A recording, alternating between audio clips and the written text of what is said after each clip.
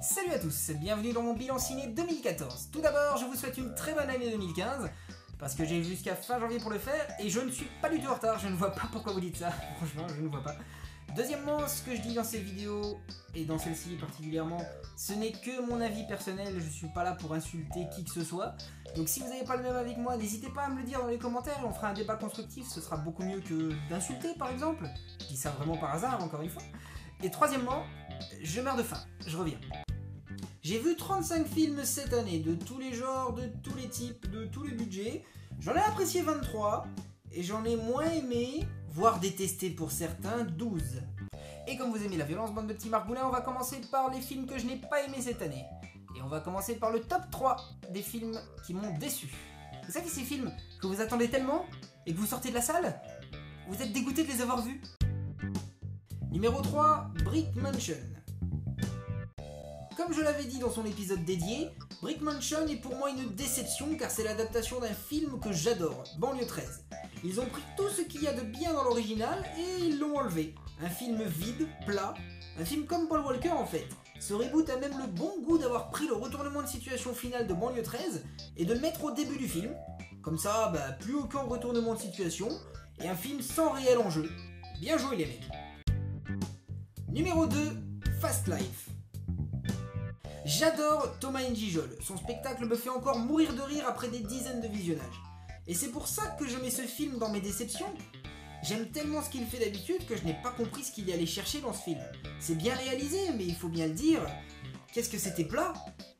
Je ne perds pas espoir dans le talent du mec, il se relèvera sûrement. Mais là, c'est un essai raté.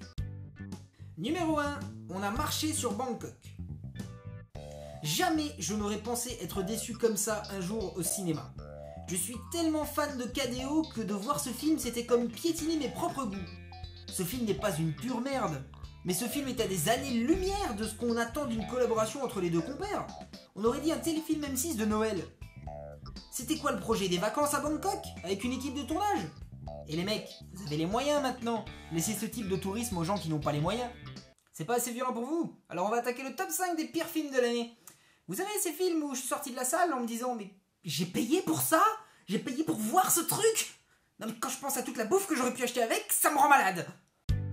Numéro 5, Horns. Je ne sais pas vers quelle direction va Alexandre Aja, mais comment en 10 ans on peut passer de La colline à des yeux à ce truc? C'est plat, chiant, obscur et drôle à son insu.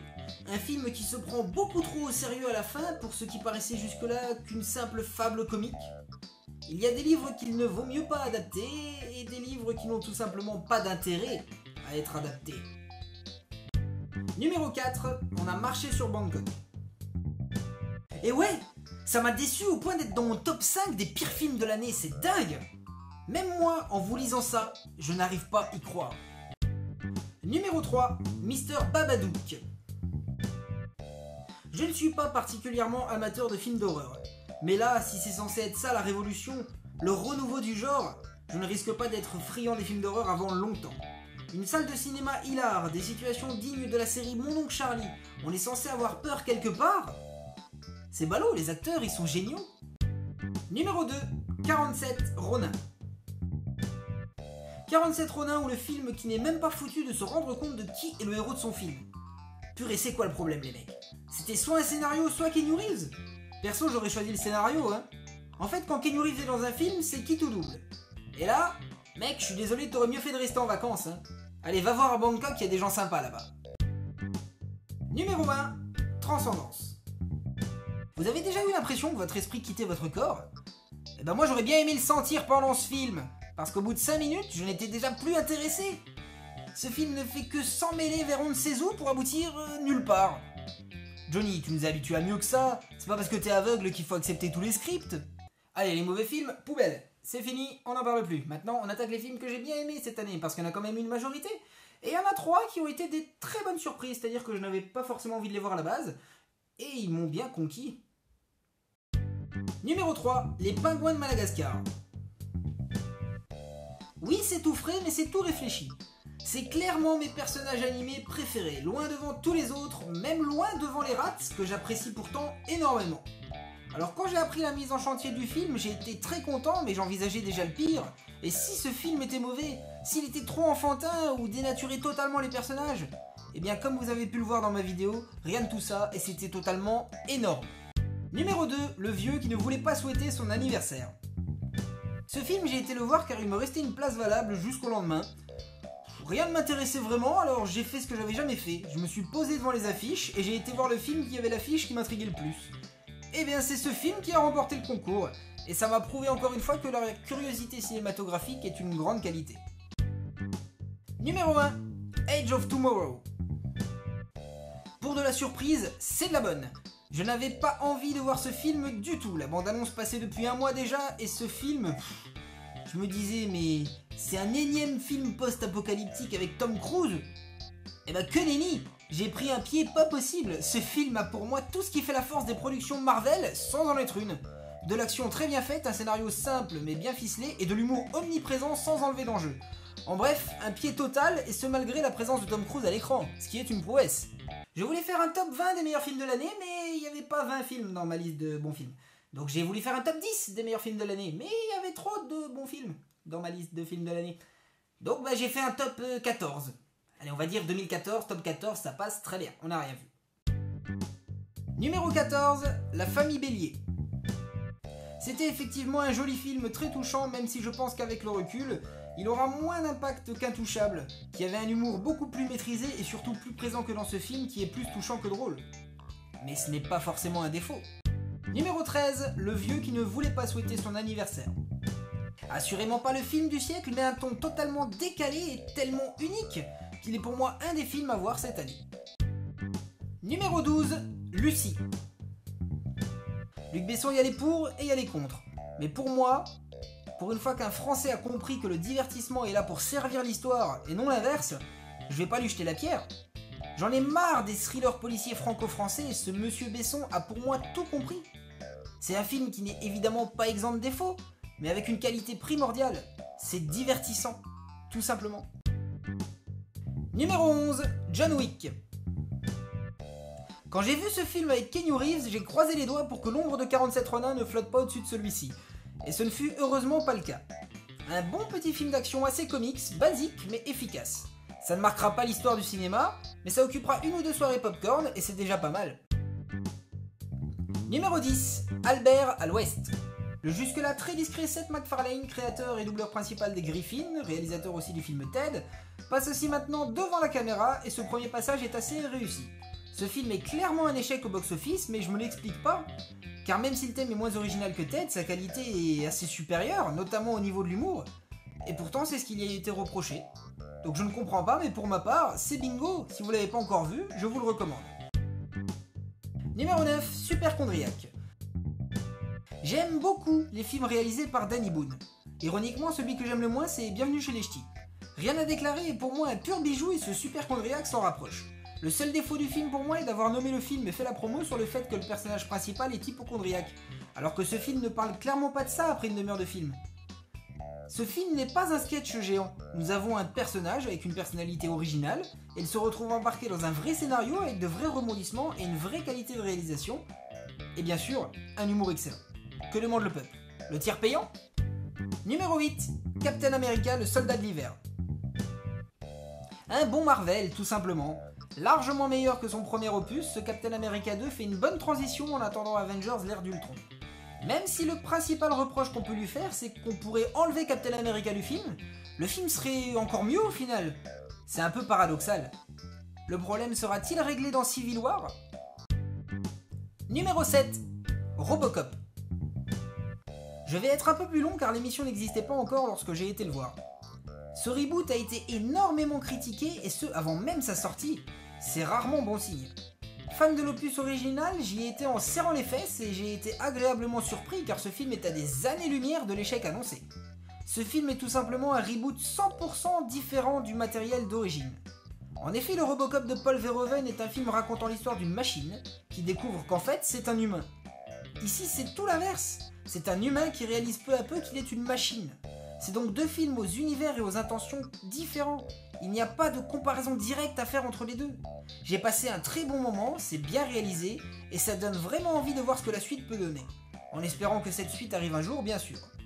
Par contre, quand on voit que Lewis est un grand black de 2 mètres, on se dit que les reboots vont peut-être un peu trop loin.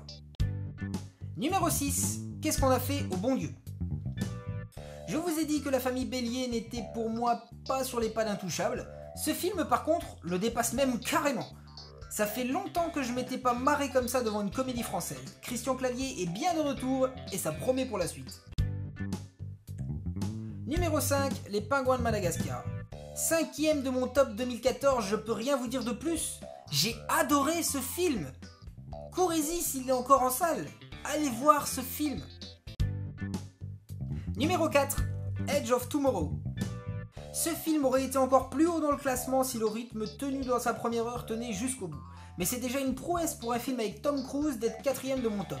Ça prouve que ce film est génial. Numéro 3, Le Labyrinthe.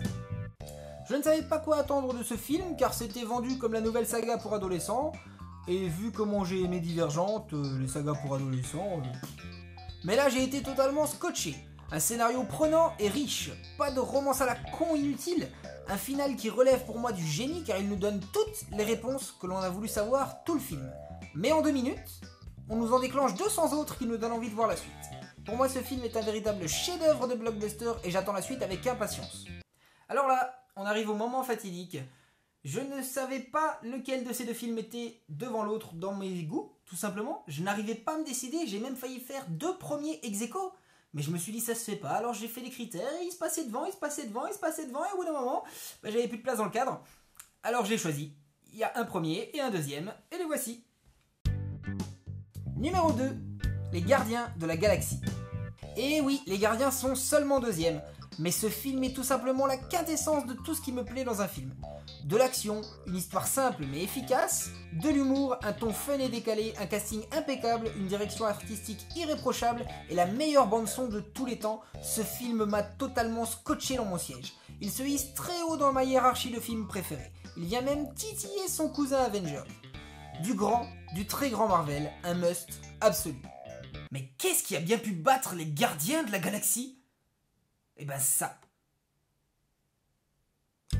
Numéro 1, La Grande Aventure Lego. Les Gardiens de la Galaxie battus par un bout de plastique, qui l'eût cru? Et pourtant c'est le cas, ce film est le film que j'ai attendu toute ma vie sans jamais en être vraiment conscient. Chaque pixel du film est une pièce de Lego et c'est totalement bluffant la manière dont ils ont réalisé le feu, l'eau, la fumée à l'aide de petites briques. Bien sûr, tout ça est fait sur ordinateur, aucune caméra n'aurait pu filmer autant de détails sur de si petites pièces en plastique, mais on sent un réel intérêt de la part des réalisateurs et ils l'auraient sûrement fait avec des briques si les capacités techniques le leur avaient permis. Ça se sent. D'autant qu'à l'écran, la différence est imperceptible. Nous avons vraiment des Lego devant les yeux, et le seul moment où nous voyons le subterfuge, c'est au début du film lors du mouvement de caméra dans la lave. Tout est beaucoup trop lisse. Mais dès la 2e scène du film, plus aucun doute, nous sommes devant des Lego, tout simplement. Ce film ne s'est pas non plus privé d'avoir le meilleur final possible. Une fin si évidente et pourtant impossible à deviner, c'est vraiment un pur chef-d'œuvre. Lui aussi, un must absolu. Je dirais même plus, c'est le numéro 1 du top 2014, ça vient de sortir. Félicitations! Et voilà, le top 14 est terminé. Alors que nous réserve l'année 2015? Est-ce qu'on aura au moins 14 bons films? Ça s'annonce bien parti quand même.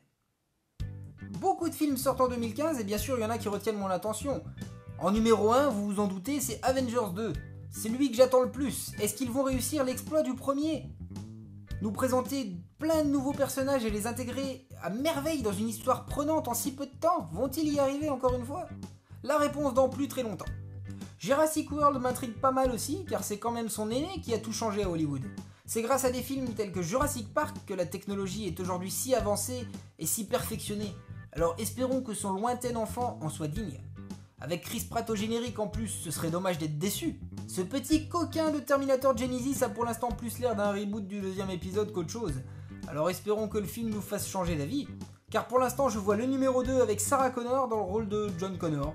Après la claque que m'a mis Skyfall, autant vous dire que j'attends beaucoup de Spectre, la nouvelle aventure de 007. L'équipe restant la même, j'espère ne pas être déçu. Et là je vous vois derrière votre écran, vous vous dites « Il a pas parlé de Star Wars 7 ?» Eh ben non.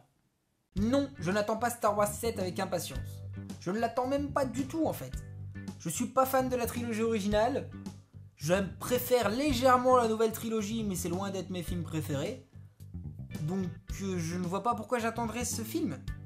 Si, pour une chose, être surpris et enfin rentrer dans le délire que tout le monde a. On verra bien.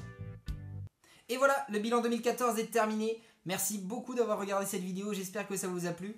Je tiens à profiter de ce format un peu plus long et un peu moins construit pour vous remercier, vous, les abonnés. Vous n'êtes pas nombreux, mais vous êtes fidèles et c'est vraiment vous qui faites vivre cette chaîne. Et tant que vous serez là pour regarder mes vidéos, je serai là pour en faire. Alors passez une bonne année.